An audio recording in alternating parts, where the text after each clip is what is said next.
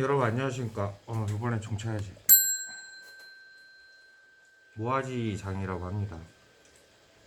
오늘 주제는 진로에 대해서 얘기를 할까 해요. 참 중요하고 아주 본질적인 문제 같습니다.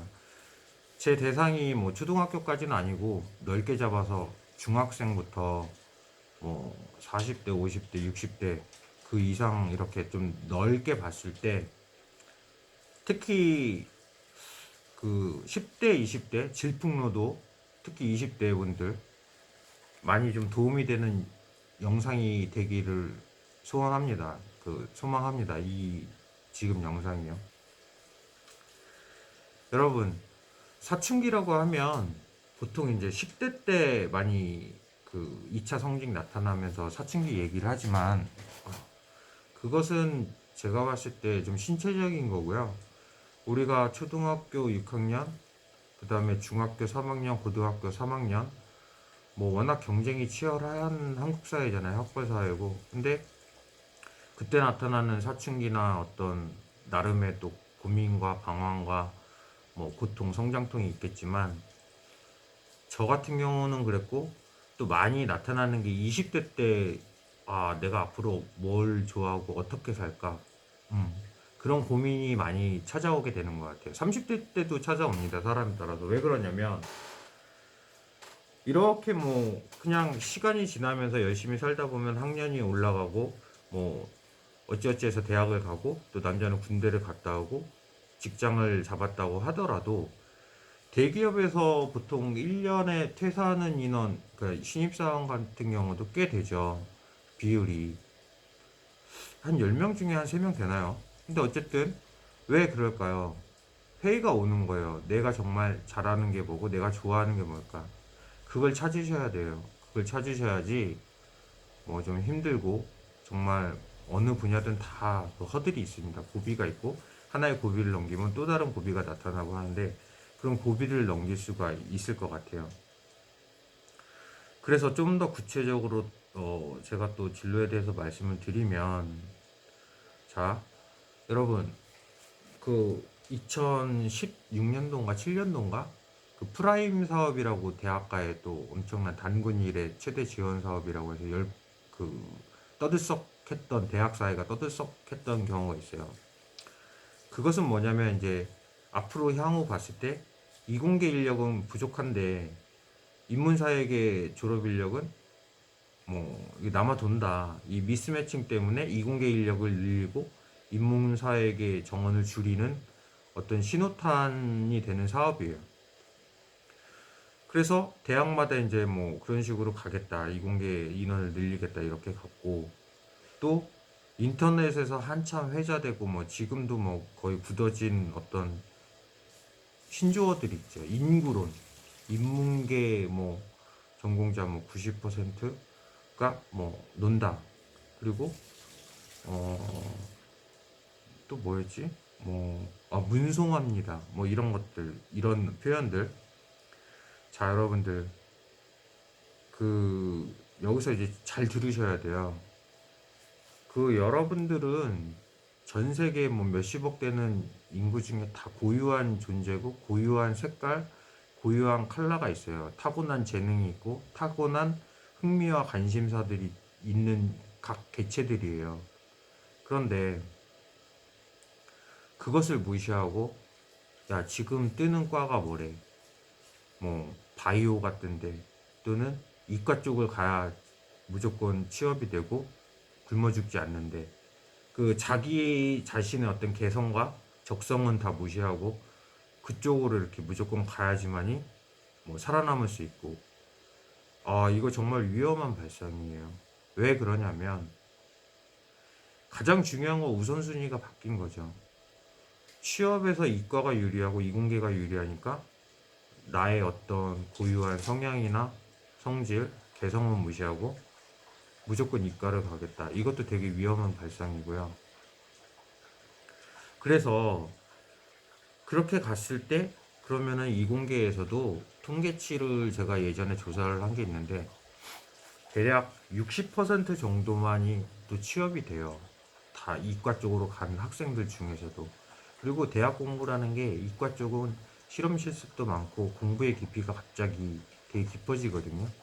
우리가 중학교에서 고등학교 점핑했을 때, 입학했을 때 갑자기 공부의 난이도가 되게 높아지고 초등학교에서 중학교 올라갔을 때 마치 그런 느낌을 받으셨을 거예요. 저도 다 겪어온 세대이기 때문에. 근데 고등학교에서 대학교 가는 것은 뭐 또 이 몇 단계 점핑인지 모르겠어요. 그래서 엄청난 점핑을 하는데 여러분 행복하시려고 공부하시는 거고 행복하시려고 사회 구성원 일원이 되시는 거거든요. 그래서 우선순위가 이과가 전망이 좋다고 우르르 이과 가는 거는 절대 아니다. 일단 나의 성향이 어떻고 내가 좋아하는 게 뭔가 오히려 그렇게 해서 길을 찾다 보면은 우리가 일반 눈으로 봤을 때 취업이 잘 안 된다고 하는 인문사회 예체능이라도 자신이 그쪽이 적성이고 행복도가 높고 한다면 오히려 잘 고통을 또 겪어내고 또 재능을 발휘해서 더 큰 성취감을 맛볼 수 있고 더 큰 성공을 하실 수가 있어요. 그러니까 순서가 바뀐 거예요. 중요해요. 이건 정말 중요한 부분인 거고 제가 영상 찍으면서 꼭 이렇게 말씀을 드리고 싶어요. 그러면 저 같은 경우는 뭐 저도 진로 이렇게 정할 때 수학 좋아했지만 또 과학은 뭐 그렇게 아주 재밌다 이런 느낌은 못 받았는데 또 영어는 또 좋아하고 근데 제 얘기 지금 할 거 아니니까 잠시만요. 지금 그래서 어 지금 현실은 되게 냉정하거든요. 그래서 어떤 그 자기 자신이 이제는 그 원하는 부분을 그러면은 잘 찾아야 되잖아요. 그렇기 때문에 요즘 자유학기제라는 것도 시험 안 보고 이렇게 중학교 1학년인지 2학년 때 도입을 했다고 제가 알고 있어요. 근데 너무 어린 나이이기 때문에 좀 파악하는데 쉽지는 않을 것 같아요. 여러분들 진짜 중학생들 아니 이렇게 설문조사하면 뭐 선생님, 소방관, 경찰, 뭐 간호사, 유튜버 정말 우리가 이렇게 그 학생들 시야에서 좁은 시야에서 보이는 직업이 다인 것 마냥 되게 이렇게 폭이 좁은데 정말 수만 가지 직업이 있잖아요. 사회에 나오면. 그렇기 때문에 레드오션에 뛰어드는 게 아니고 자신이 뭘 좋아하고 어떤 분야에 관심이 있는지를 진짜 영어 하나 더 외우고 수학 문제 하나 더 잘 풀고 이런 데만 너무 경쟁에 몰입되시면 안 되고 이거를 빨리 찾으셔야 돼요. 그 방법은 직접 경험도 있고 간접 경험도 있는데 우리가 이렇게 학생들 패턴을 보면 되게 그 경험치라는 게 접할 수 있는 게 단순하잖아요. 학교, 학원, 집 이렇게. 그러다 보니까 또 미성년자고 하다 보니까 제약도 많고 또 책이나 또는 요즘 영상들이 많고 어떤 소스들이 너무 넘치기 때문에 일단 자신이 뭘 좋아하는지 자신이 좋아하는 분야의 성향을 많이 파악을 하셔갖고 그쪽에 대한 정보를 계속 습득을 하시는 거예요. 근데 주의하실 게 이 부분입니다. 내가 이 분야 좋아하고 그쪽으로 막상 진학을 했어요. 근데 또 현실은 되게 또 복잡한 게 뭐냐면 이게 내가 수용할 수 있는 깊이를 너무 넘어서 버리면 또 놔버리는 경우가 있어요. 포기를 해버린다고요. 내가 잘한다는 소리도 들었고 좋아하고 나 여기에 흥미나 적성도 있고요 하는 줄 알았는데 막상 또 현실은 그게 아닌 경우도 되게 많아요. 그렇기 때문에 참 쉬운 부분은 아닌 것 같아요. 그렇게 자기가 좋아하는 분야를 또 찾았다고 하더라도 그렇기 때문에 어, 단지 좋아하는 분야를 찾고 그 분야에 대해서 계속 알아가고 그 다음에 이게 이제 내가 정말 그냥 좋아만 하는 건지 잘한다고 하는 게 내가 이렇게 가볍게 이렇게 좀 잘하고 좋아하는 건지 아니면 그 분야에 계신 분을 찾아가서 만나 뵙고 졸업하신 분을 만나 뵌 것도 참 좋을 것 같고 정말 이 길이 맞는 건지 그리고 만에 하나 그렇게 또 꿈이 없는 30대도 많고 아직 40대도 많고 정말 많거든요. 그런 분 어른들도. 근데 다행히도 일찍 찾았다고 했을 때 만약에 다시 되돌아온다 하더라도 저는 그 경험은 다 자기 자산이 된다고 생각을 해요.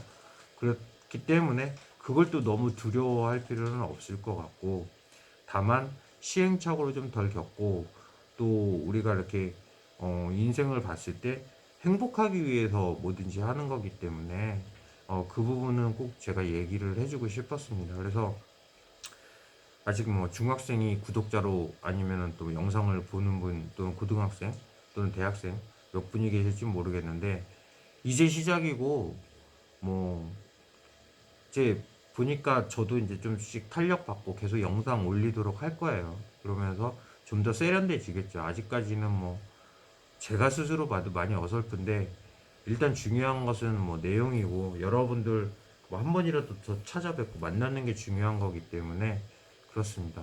오늘 영상 여기까지 할게요. 감사합니다. 안녕.